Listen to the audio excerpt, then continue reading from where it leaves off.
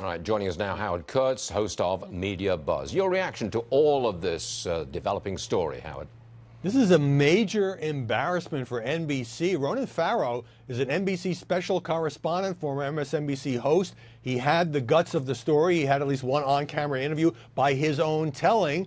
And instead, NBC says, oh, this doesn't meet our standards. And he goes off to publish it in the New Yorker, an extraordinarily well-documented story involving these allegations against Harvey Weinstein. I can't help but observe, Stuart, that there were a lot of business relationships between NBC's Universal Pictures, between NBC's Bravo, and Harvey Weinstein's companies. Is there a political association, too?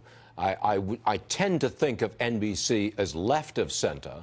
Harvey Weinstein was an iconic liberal supporter, gave a lot of money to liberal causes. Is there the suggestion that the NBC newsroom played and shied away from the story because it would upset their liberal base?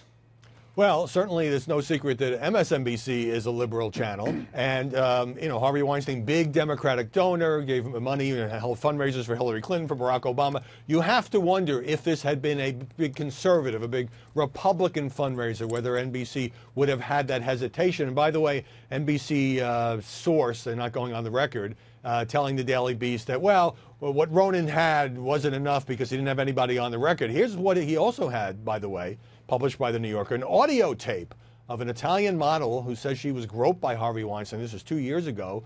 She was wired by the New York police, and it's a chilling audio tape as he tries to get her to go into a room. She says, you groped me yesterday. He doesn't deny it. He says, it's something I'm used to. NBC could have aired that and chose not to. So very hard to understand the editorial decision. Oh, well said. Now, President Trump has just tweeted on this subject.